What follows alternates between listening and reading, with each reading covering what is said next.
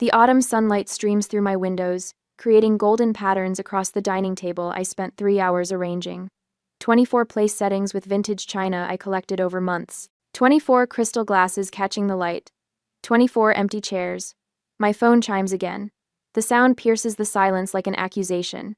I've been avoiding it for the past hour, but the notifications won't stop. With trembling fingers, I pick it up, the weight of it suddenly unbearable. The screen illuminates with a flood of social media alerts. And there they are, all of them. Mom and Dad beaming beside Brandon, in what must be his new apartment. Aunt Susan raising a champagne flute. Uncle Robert with his arm around my cousin Melissa. Grandmother looking frail but happy in the corner of the frame. My mother's caption reads, "So proud of our boy's first home purchase. The Taylor family is celebrating Brandon's big milestone." I swipe to the next photo. More family, more smiles, more champagne. Then a video starts playing. Brandon, his perfectly white teeth flashing as he laughs with two of our cousins. Macy's always showing off with her fancy renovation posts. Today is my day. The phone slips from my hand, clattering onto the table.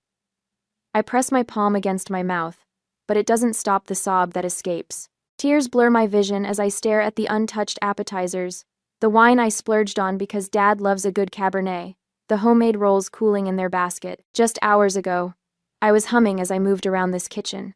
I woke before dawn, too excited to sleep. The morning light had barely touched the old oak floors as I reviewed my handwritten checklist.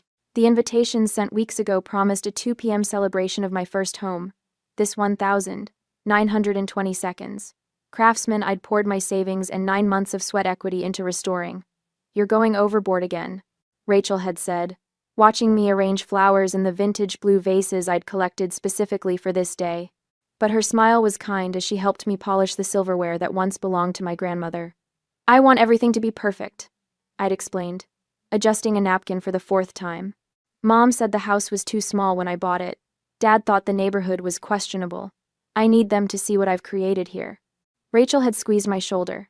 "They should be proud of you regardless." The first sign of trouble came at 1:45 p.m., a text from Mom. "Running a bit late, start without us." By 3:30, my co-workers Jane and Peter had arrived. My elderly neighbor Mrs. Eleanor brought homemade pie. 3 friends from college showed up with wine and heartfelt hugs. But no family. By 4:15, I'd called my parents 7 times, straight to voicemail. Brandon wasn't answering either. My text to aunts and uncles went unread. At 5:08, Aunt Susan finally answered. "Honey, aren't you coming to Brandon's housewarming?" she asked, the background noise nearly drowning her voice. "He bought an apartment downtown. Everyone's here celebrating. Your parents said you knew." My throat tightened. Brandon rents his apartment. He didn't buy anything. A pause. "Well, that's not what he told everyone. Anyway, he scheduled this last week. Said it was important to him. I sent invitations to my housewarming a month ago," I whispered. "Today, at 2 o'clock. Another pause, longer this time. "Oh dear. Well, we're all here now, but maybe you could stop by later? After your little gathering?" I hung up. Now I sit surrounded by empty chairs meant for people who chose not to come. The loyal 7 who did show up exchange worried glances across the table, laden with cooling food. Mrs. Eleanor, 83 and sharper than most people half her age, rises from her chair. She lifts her glass, her gaze steady and fierce. "Don't let empty chairs steal your joy, dear. Today is Macy's Day." "Kai." The others raise their glasses. Rachel leans close, her voice soft against my ear. "This is your real family, Macy. The ones who choose to be here." My phone lights up again. Mom calling. 7 pairs of eyes watch me, concern etched across their faces. I silence the ringer with one decisive movement and raise my glass to Eleanor's toast. "Not today," I say, my voice steadier than I expected. Today is about the people who showed up. 3 hours later, the last guest waves goodbye, disappearing into the darkness beyond my porch light. Only Rachel remains, helping me wrap leftovers that will feed me for days, a bitter reminder of the empty chairs. "You should stay at my place tonight," Rachel says, sealing another container. "We'll drink wine and watch terrible movies until we fall asleep." I shake my head. I need to be here. This is my home. The word catches in my throat. Home. The concept feels both powerful and fragile after today. The doorbell rings. its chimes slicing through the quiet house. Rachel and I exchange glances. "I'll get it," I say, wiping my hands on a kitchen towel. I open the door to find my mother, Linda Taylor, standing on my porch. Her pearl earrings catch the light as she looks past me into the house, scanning what she can see of my living room. "May I come in?" she asks, not waiting for an answer as she steps forward. I step aside, my stomach tightening. She walks through my entryway, her eyes traveling over the refinished hardwood floors, the original crown molding I spent weeks restoring, the vintage light fixture I hunted down at 3 different antique stores. "It's nice," she says, with a slight purse of her lips, smaller than it looked in pictures. "It's..." The familiar sting of her dismissal burns through my chest. Rachel appears in the doorway between the kitchen and living room, her presence a silent support. "Mom, why are you here?" I ask. Linda drops her purse on my sofa and turns to face me. "Honestly, Macy, I don't understand why you're making such a big deal about today. You're always competing with Brandon, making him feel small. He's finally doing something positive with his life, and you couldn't even show up to support him." The audacity of her statement leaves me momentarily speechless. Rachel's sharp intake of breath is the only sound in the room. "I couldn't show up. I finally managed, because I was here, hosting my own housewarming that I invited all of you 2 weeks ago."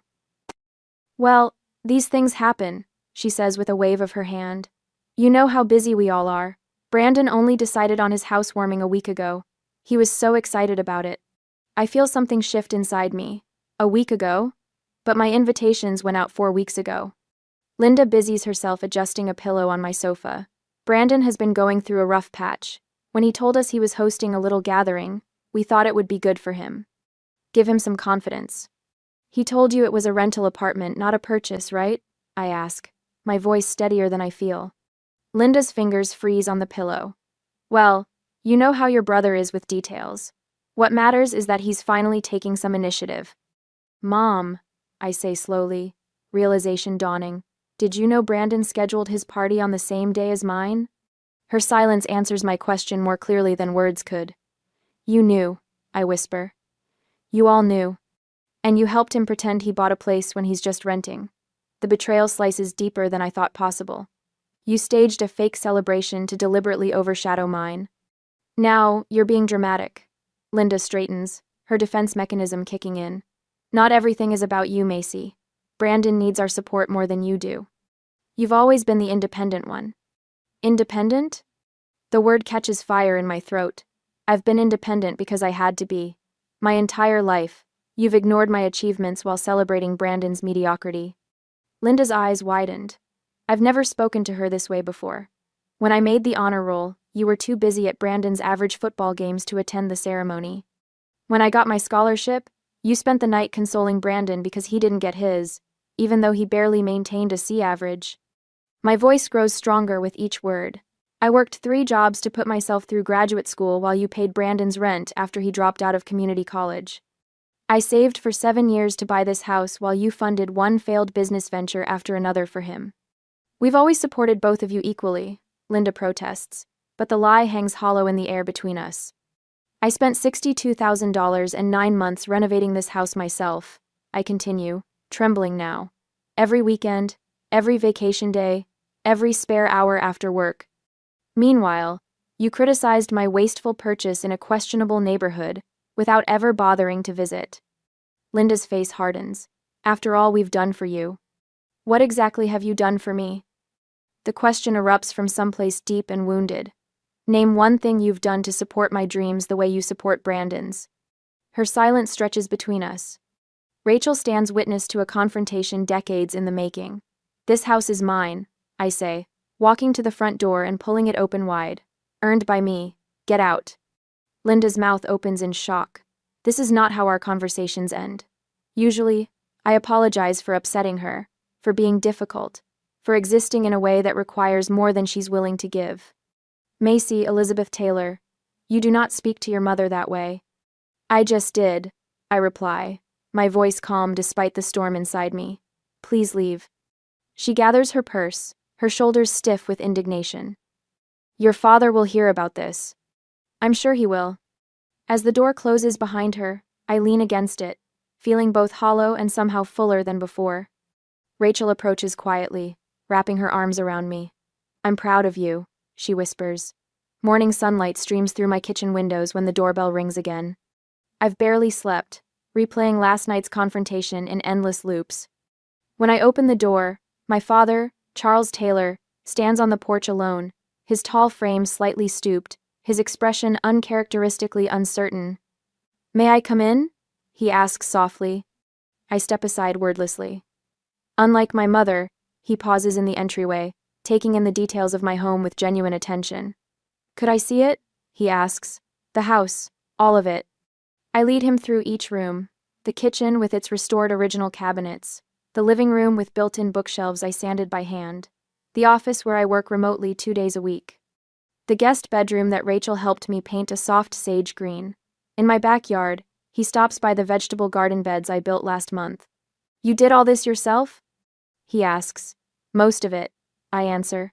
"Friends helped with the bigger projects." He nods slowly. "It's beautiful, Macy. You've created something special here." The compliment, the first genuine one I can remember from him, lands awkwardly between us. "Brandon told everyone he bought the place," he says suddenly. "We knew it wasn't true."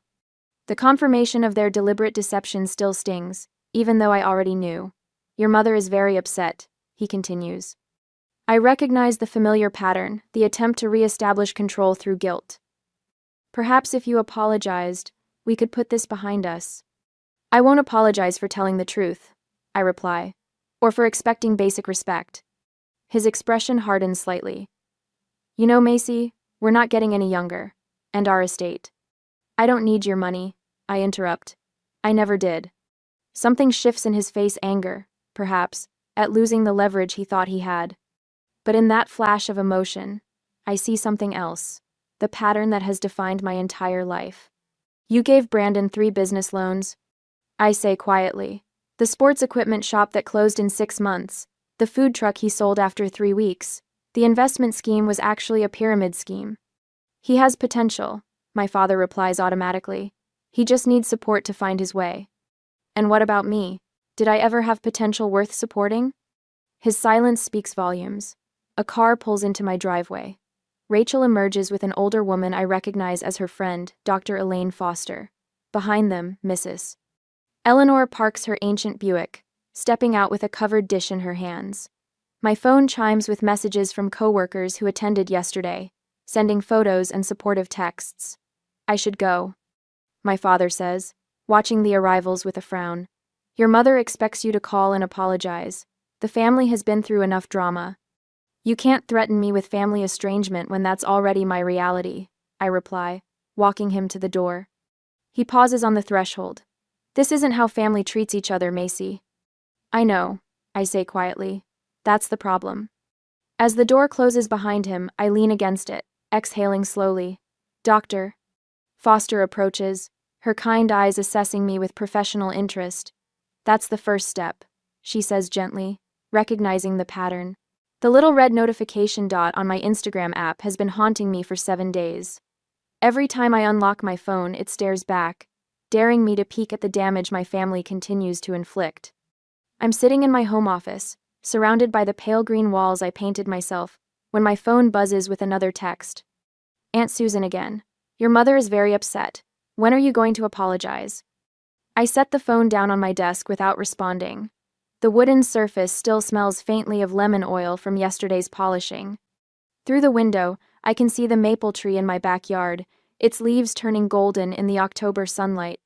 Brandon's Instagram remains unchanged since the day of my housewarming. His profile still prominently features the apartment purchase announcement, complete with champagne toasts and congratulatory comments from relatives who never bothered to verify a word of it. "Enough," I whisper to the empty room. I pick up my phone and open my camera roll. There, waiting, is the photo Rachel took 3 months ago. Me standing on the porch of my Craftsman, holding the keys, face flushed with pride and exhaustion. The caption forms in my mind with perfect clarity as I type, "Renovation completed on my first home purchase. From rewiring to refinishing these 100-year-old floors myself. Thanks to everyone who supported this journey. First-time homeowner. Renovation. Craftsman style." I hit post without mentioning the betrayal, without tagging a single family member. The memory of buying this house washes over me. Working 60-hour weeks between my data engineering job and weekend freelance coding. Living in a studio apartment with furniture from college to save every possible dollar. Losing 3 homes in bidding wars before finally getting the call about this craftsman that needed too much work for most buyers. That moment, standing alone in the empty living room after signing the papers, pressing my palm against the worn wooden archway. No parents to celebrate with, no brother to help move furniture. Just me, a set of keys, and a house that needed as much care as I did. How different from Brandon's situation, the downtown apartment our parents helped secure with first and last month's rent. The furniture they purchased, the moving service they paid for. My phone pings with a message from Katie, my father's sister's daughter and the only relative who seems to see the situation clearly. Thought you should see this. Her text reads, followed by screenshots of the extended family group chat. My stomach tightens as I scroll through the messages. Aunt Susan. The situation with Macy is getting out of hand. Linda is beside herself. Uncle Robert. Brandon says she's just jealous of his success. Always has been. Cousin Michael. We all know Macy's always been difficult. Remember the fit she threw at Thanksgiving when she was 16? The fit they're referring to was my reaction when everyone forgot I'd been accepted to MIT with a partial scholarship. They'd spent the entire dinner discussing Brandon's C+ average in high school math. More screenshots follow, revealing the family mythology I've been battling my entire life. Macy the troublemaker. Macy the overly sensitive. Macy who needs to try harder to get along. The weight of their collective dismissal feels like concrete hardening around my chest. Later that day, Dr. Foster's office smells like sandalwood and old books. The leather chair creaks slightly as I shift my weight, recounting the family chat messages. The golden child versus scapegoat dynamic is textbook in your family structure, she says, her voice gentle but matter-of-fact. Brandon has been positioned as the one who can do no wrong, while you're assigned the role of the one who can never do enough. I've suspected this for years, I admit, but seeing it spelled out in that group chat, it's like they're living in an alternate reality. Doctor. Foster leans forward slightly. What would your life look like if you stopped seeking their approval? The question hangs in the air between us. For a moment, I can't breathe. I'd be alone, I whisper finally. Cut off completely. Are you sure? She gestures toward the window. From what you've told me, you have Rachel, your colleagues, your neighbor, Mrs. Eleanor, people who choose to see you clearly.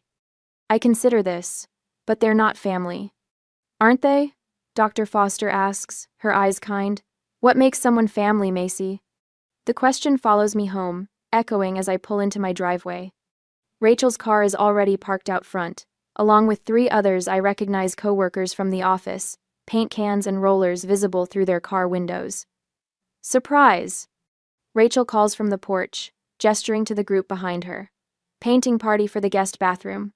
We brought pizza and wine too.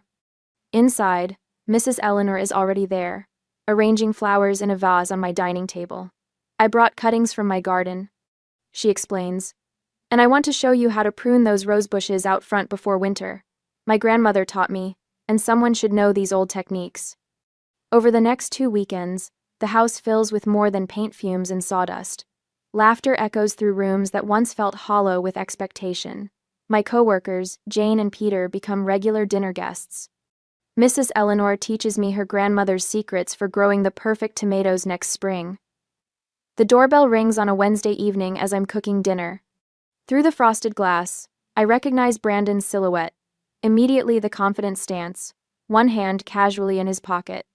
When I open the door, his smile is as practiced as ever. Hey sis, he says, leaning against the doorframe like we're in a television sitcom. Place looks good. I don't invite him in immediately. What brings you here, Brandon? He has the decency to look slightly uncomfortable. Things got a bit out of hand with the apartment situation. Mom and Dad might have overreacted. It's not an apology. Not really. I step aside and let him enter, watching as he assesses the house with new eyes. Listen, he says, circling back to his actual purpose within minutes. I've got this investment opportunity. Real estate development downtown. Small buy-in, big potential. I thought of you since you're into property now. The familiar pattern unfolds like a worn map. Brandon needs money. Brandon comes to Macy. Brandon expects Macy to provide. How much? I ask, more curious than anything. Just $15,000 to start. I'd pay you back once it takes off. Like the business loans from our parents that were never repaid. Like the temporary stay in his first apartment that they ended up financing for 2 years. I look at my brother, really look at him, perhaps for the first time. The charming smile that doesn't reach his eyes. The expectation of compliance is so deeply ingrained he doesn't even consider I might refuse. You've never seen me clearly, I say quietly, and I finally see you. His face hardens slightly. What's that supposed to mean? It means no, Brandon. I won't be investing in your project. After he leaves, I make a decision that surprises even me. I called my mother and agreed to Sunday dinner at their house, but first, I met with Dr. Foster to prepare. Remember, she says during our session, they'll try to pull you back into old patterns. You don't have to respond the way you always have. Rachel will be waiting nearby, I tell her, just in case. Good. What boundaries are you establishing before you go? I count them off on my fingers.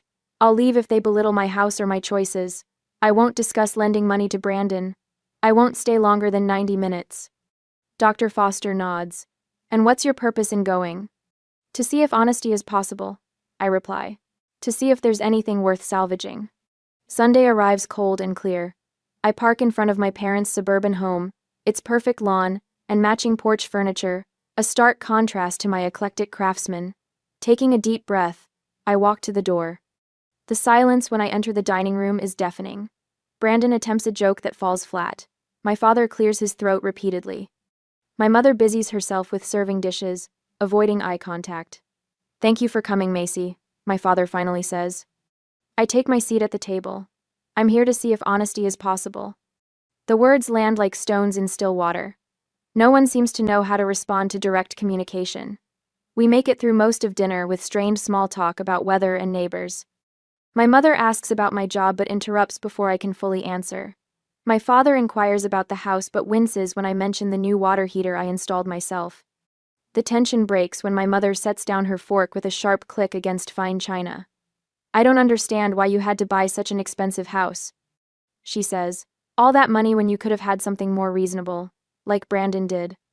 The lie hangs in the air between us. I stand up slowly, a napkin placed carefully beside my half-eaten meal. I didn't come for more lies, I say, my voice steadier than I expected. Macy, please, my father pleads, also rising. Family should forgive each other. I look at him directly, then at my mother, then at Brandon, who won't meet my eyes. Family should be worth forgiving first. The door closes behind me with quiet finality as I step into the cool evening air, breathing deeply for what feels like the first time in years. The morning sunshine spills across my kitchen counter as I arrange fresh-cut dahlias in the blue ceramic vase Eleanor gifted me. Through the window, I can see my garden coming alive, 3 months of determined work, transforming what was once barren dirt into something beautiful. The roses climb their trellis with quiet determination, mirroring my own journey. These Sunday dinners are becoming quite the tradition. Eleanor calls from my porch, where she's setting out her famous apple cobbler. At 83, she moves with surprising agility, refusing any help. Best day of my week, I answered, meaning it. The house feels different now, fully mine in a way it wasn't before. The dining room table that once displayed my family's absence now regularly hosts laughter. Rachel brings board games. Peter from work brings his guitar. My colleague Samantha brings her daughter who chases fireflies in the garden at dusk. I've grown comfortable with the rhythm of limited family contact. Dad calls occasionally, awkward but trying. Mom sends formal texts about neighborhood events I never attend. Brandon sends nothing, which is its own kind of peace. Until today. My phone vibrates against the countertop. Rachel glances over from where she's chopping vegetables. Your face just did that thing, she says. I turn my phone toward her. On the screen, Brandon's social media announcement glows. She said yes. Jennifer made me the happiest man alive. Engaged. Finally found the one. The photograph shows him beaming beside a pretty blonde woman, her left hand prominently displayed with what appears to be a diamond large enough to require its own zip code. Wow. Rachel says, didn't they just start dating last month? 5 weeks, I confirm, scrolling to read the comments. Relatives I haven't heard from in months have already liked and commented. My parents leading the congratulatory parade. My phone rings.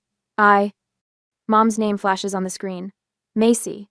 Her voice is unnaturally bright when I answer. Have you seen Brandon's wonderful news? We're just thrilled. Jennifer is absolutely perfect for him. I press my fingertips against my temple. Congratulations. We're planning an engagement party in 3 weeks. The whole family will be there. She pauses meaningfully. This is important, Macy. Family obligations come first, especially for something this significant. The familiar pressure builds in my chest, the weight of expectations wrapped in guilt. I'll think about it, I say, instead of my usual automatic agreement. Think about it? Her voice rises. This is your brother's engagement. After everything we've done for you. I need to go, Mom. Sunday dinner guests arriving. I end the call before she can respond, my hands surprisingly steady. Within the hour, my phone fills with messages from aunts, uncles, and cousins, all variations on the same theme. Family comes together for important moments. Your brother would be there for you. Time to put differences aside. The most telling comes from Aunt Susan. Your mother mentioned you might help with wedding expenses since Brandon is between opportunities again. Rachel reads over my shoulder and makes a sound between a laugh and a snort. Of course, the golden child needs another bailout. Dr. Foster's guidance from our last session echoes in my mind. You don't need to respond to every crisis. Selective engagement protects your peace. I craft one careful message and send it to Brandon. Congratulations on your engagement. I wish you both happiness. Nothing more, nothing less. The others receive variations of, thank you for letting me know. I'll consider my schedule when the invitation arrives. Look at you, setting boundaries like a champion, Rachel says, squeezing my shoulder. Dr. Foster would be proud. I agree, surprised by the lightness in my chest where dread usually lives. Sunday dinner unfolds with the comfortable familiarity of the chosen family. Eleanor tells stories about her late husband's gardening disasters. Peter plays a new song he's working on. Rachel teases Samantha about her crush on the new IT director. No one mentions weddings or family obligations or my duty to show up and pretend. No one suggests I should help pay for someone else's celebration. No one questions my worth. 2 days later, an unfamiliar number appeared on my phone. Is this Macy? It's Jennifer, Brandon's fiancée. My grip tightens. Yes. I hope this isn't inappropriate, but I'd like to meet you. Just us. Her voice lacks the polished charm Brandon typically seeks in women. There's something refreshingly direct about her. May I ask why? A pause. I saw what happened at your housewarming through old photos and comments. I've noticed how your family talks about you when you're not there. Another pause. I need to understand what I'm marrying into. The unexpectedness of her honesty catches me off guard. Coffee at Riverdale Roasters tomorrow at 2? I'll be there, she says, relief evident in her voice. That evening, Dad appeared on my doorstep, a cardboard box tucked under his arm. May I come in? I step aside, noting his careful respect for my threshold, a small but significant change from his previous entitled entries. He places the box on my coffee table. Found these in the attic. Thought you might want them. Inside are family photographs. I've never seen me at 5, proudly holding a science fair ribbon. Me at 12, sitting in Grandpa's workshop learning to sand wood. Me at 16, beaming in front of the used car I bought with my own savings. I took these, Dad says quietly. Your mother thought it was silly to waste film on everyday moments. My throat tightens as I lift a photo of myself in a graduation cap and gown, face alight with achievement. Dad stands beside me, a rare smile on his face. We failed you, he says simply. I failed you. The words I've waited decades to hear land with surprising weight. Not satisfaction, not triumph, just a complicated ache. Brandon told everyone the engagement ring is paid for. He continues, staring at his hands. It's not. He used Jennifer's credit card with promises to pay her back. I wait, letting him sit with his complicity. Your mother wants me to convince you to attend the engagement party, to bring a generous gift. He meets my eyes directly.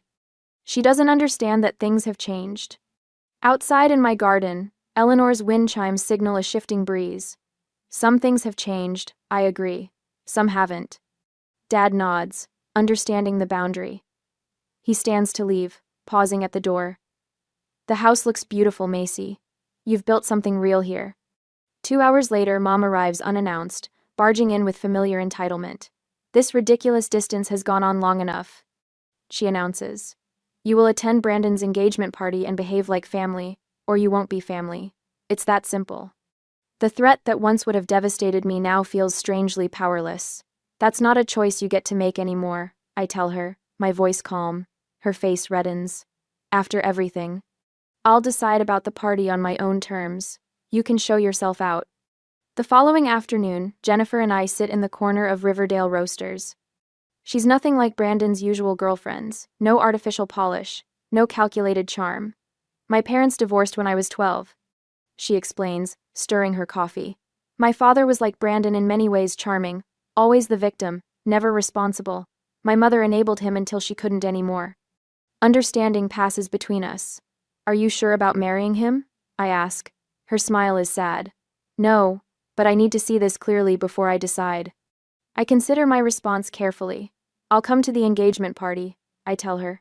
"Not for them, for me and for you." Later, in my garden, Eleanor helps me deadhead roses as the setting sun casts long shadows. "Will going back into that environment hurt you?" she asks, her weathered hands gentle with the blooms. I consider the question. Perhaps, but I'm not the same person they think I am. Eleanor nods, wisdom in her eyes. "Family isn't who you're born to. It's who sees you truly." 5. I look at my house, windows glowing with warm light, garden taking root, strength visible in every repair and renovation I've completed with my own hands. "This house taught me what family should be," I say, realizing the truth of it as the words leave my lips. People who show up, people who stay, people who see you even when it's not convenient or comfortable. The evening breeze carries the scent of roses and freshly turned soil, growth and boundaries intertwined. On the engagement day, the cream-colored walls of the Westbrook Country Club blur past as Rachel and I walk through the entrance. The weight of my decision to attend Brandon's engagement party sits heavy on my shoulders, but my spine remains straight, my chin lifted. "You look stunning," Rachel whispers, squeezing my hand. Simple elegance beats showing off any day. I chose a forest green dress that skims my figure without drawing attention. No statement jewelry, no elaborate hairstyle. Just me, unadorned and unapologetic. The murmuring stops as we enter the main reception area. Relatives freeze mid-conversation, drinks hovering near lips. Some nod awkwardly, others look away.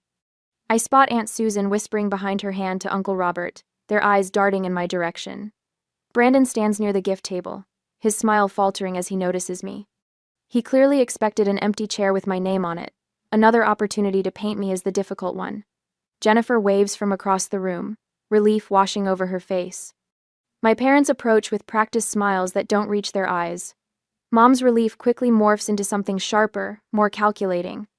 Dad shifts his weight from one foot to the other, his standard response to impending conflict. "You came," Mom says, her voice pitched for the benefit of nearby relatives. "How thoughtful." "Wouldn't miss it," I reply, keeping my voice light. The weight of unsaid words hangs between us. 20 minutes pass in small talk, with distant relatives, who suddenly find the weather fascinating. I stand at the refreshment table, sipping sparkling water, when Mom materializes beside me.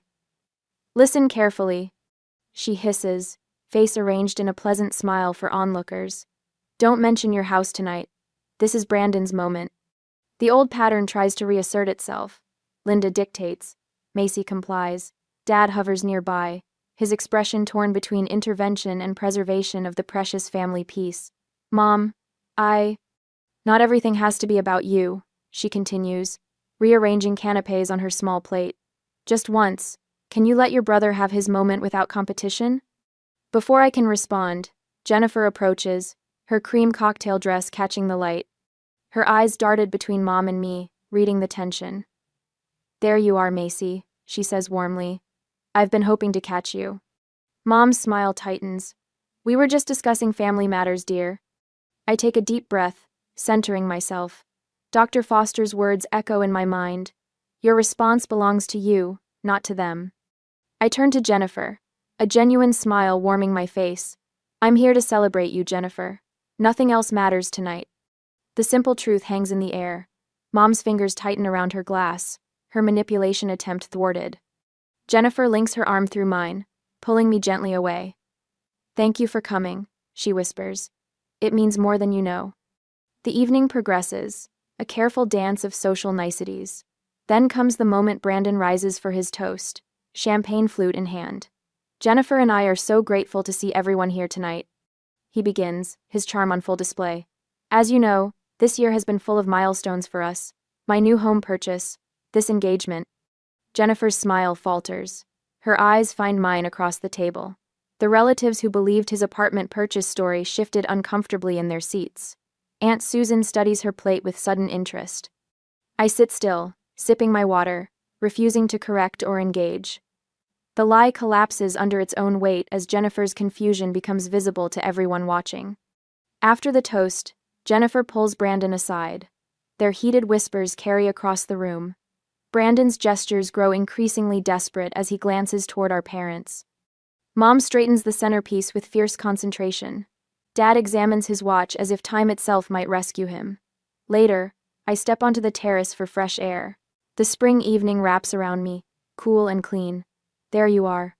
Jennifer appears beside me, her eyes red-rimmed but clear. "Are you okay?" I ask.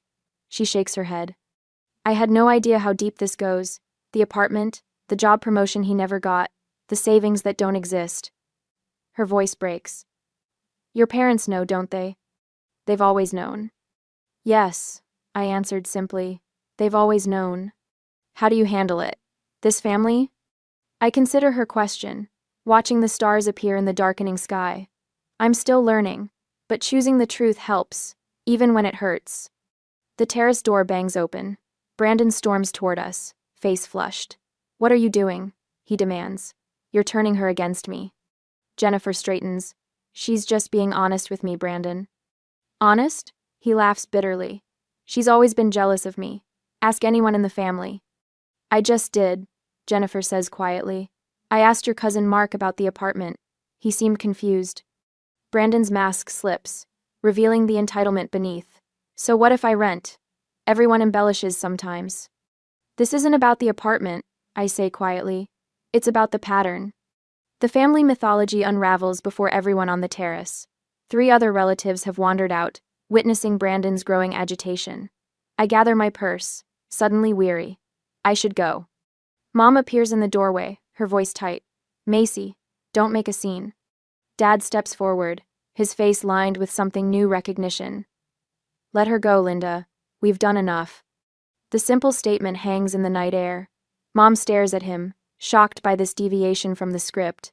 I walk past them, head high, steps measured. The relatives part like water, their expressions ranging from confusion to dawning understanding. Outside, the spring air fills my lungs. Rachel waits by the car, a question in her eyes. "Ready?" she asks. I look back at the country club, its windows glowing with light. Inside, the truth has finally broken through. Whether they embrace it or continue denying it, no longer dictates my peace. "Yes," I answered. "I'm ready." The sunlight filters through new curtains, painting golden patterns across my dining table. A year has passed since I sat here, surrounded by empty chairs. Today, 8 place settings await, with vintage blue vases holding roses from my garden. 8 chairs that will be filled by people who choose to be here. I run my fingers across the oak table, remembering how it felt that day when my phone revealed the truth about my family. The memory stings less now, dulled by time and healing. "Doctor." Foster calls this progress. "Something smells wonderful," Rachel says, appearing in the doorway with a bottle of wine. She's been here since dawn, helping prepare for tonight's dinner. Our Sunday tradition for almost a year now. "Eleanor's recipe," I answer, smiling as I adjust a napkin.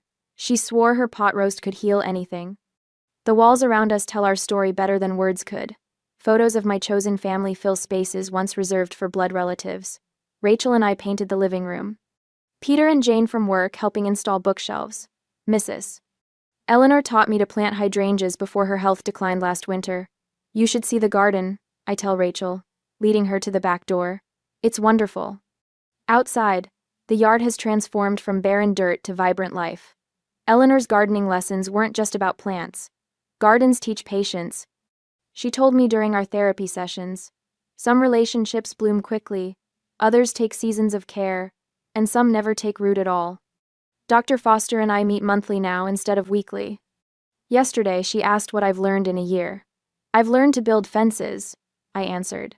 Not just the white picket one outside, but boundaries that protect what matters. At work, I mentor Alexis, a young engineer whose mother criticizes her career choices. Yesterday, she texted, "Your advice changed everything. I told Mom no to the family reunion. First boundary ever." The doorbell chimes, pulling me back to the present. Rachel squeezes my shoulder before I answer it.